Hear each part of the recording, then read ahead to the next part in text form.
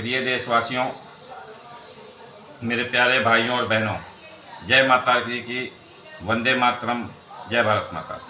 दोस्तों,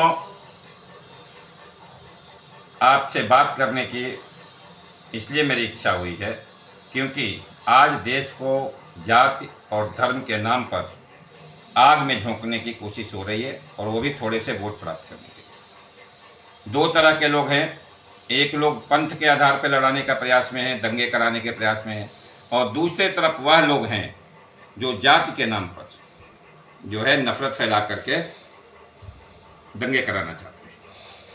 मैं एक उदाहरण लेता हूँ।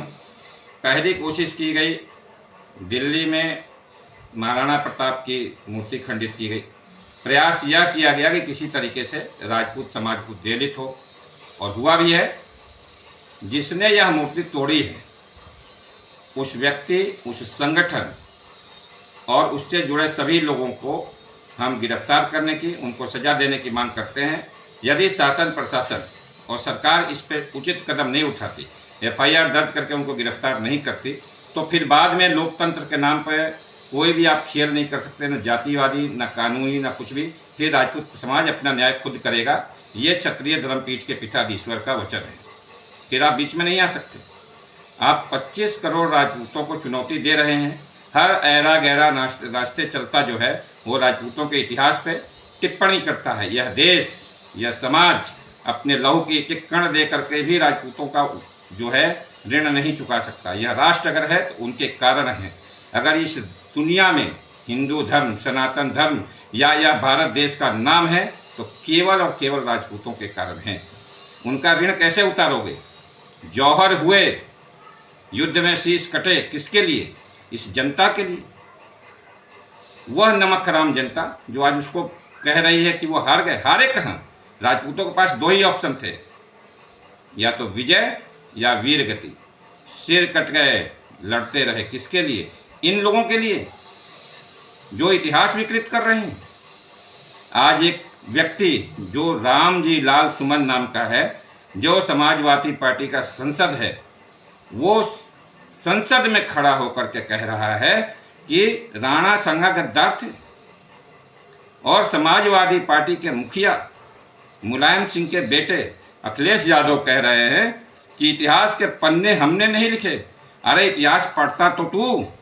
अगर तुमने इतिहास पढ़ा होता तो तुम्हें पता होता कि कोई भी ऐतिहासिक दस्तावेजी साक्ष्य नहीं है कि महाराणा सांगा ने जो है बाबर को निमंत्रण दिया था या कोई सहयोग किया था। जबकि लाखों साक्ष्य हैं कि उन्होंने गठबंधन बना करके, यहाँ तक कि इब्राहिम लोदी का भाई मोहम्मद लोदी भी राणा सांगा के साथ मिल करके बाबर को निकालने वाले युद्ध में शामिल था। यह ऐतिहासिक साक्ष्य है। ऐसा कोई ऐतिहासिक साक्ष्य नहीं है जिसमें जो है वो महाराणा सांगा का किसी भी प्रकार से सहयोग बाबर को मिला हो या कोई ऐसी बात हो। केवल यह राजपूत विरोधी वामपंथियों, जातिवादियों और नफरत फैलाने वालों और विदेशी अंग्रेजों की चाल रही, जिन्होंने मौखिक तौर पर यह भ्रम फैलाया। लेकिन देश की जनता को यह स्पष्ट कर देना चाहता हूँ, बाबरनामा में जो है वो लोधियों के चाचाओं ने बुलाया था, यह स्पष्ट लिखा हुआ है। इसके अलावा बहुत सारे ऐसे साक्ष्य हैं जिन पे यह लिखा हुआ है। मैं नाम बता देता हूं जिन्होंने उसे बुलाया था। दौलत खान लोधी, आलम खान लोधी ने उस जंग में इब्राहिम लोदी के खिलाफ लड़ा था और वो बाबर के संगी थे। उन्होंने बुलाया था, यह बाबरनामा में लिखा हुआ है। ठीक है। इसके अलावा जो है और कहीं और एक इतिहासकार हुए, फारसी इतिहासकार फरिश्ता, और उसके बाद के मुगल ग्रंथ, किसी में भी राणा सांगा या राजपूतों का जो है सहयोग कभी मुगलों को मिला हो, ऐसा संभव नहीं लिखा गया। लेकिन राज्य के जो वो हैं, संधियां हैं, युद्ध हैं, अगर कोई राजा है तो दूसरे राजा से संधि करेगा, उसको ले करके राजपूतों को टारगेट बनाया अंग्रेजों ने।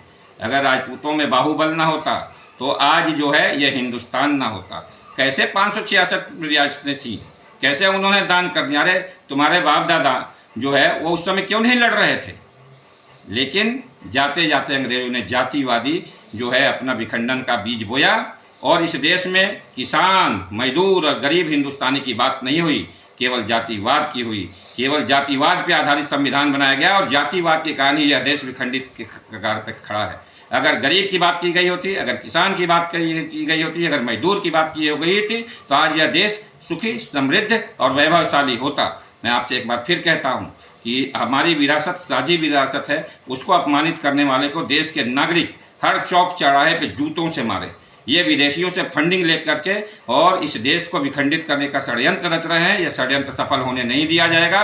इस देश का किसान, इस देश का मजदूर, इस देश का गरीब व्यक्ति क्षत्रिय समाज के नेतृत्व में इस देश के देशद्रोहियों और जातिवादियों को और पंथिक विभेदकारियों को जो है सबक सिखाएगा। मैं उन्हें चेतावनी देता हूँ कि इतिहास पढ़ो, इतिहास के नाम पर झूठ बोलना और विकृतिकरण छोड़ दो।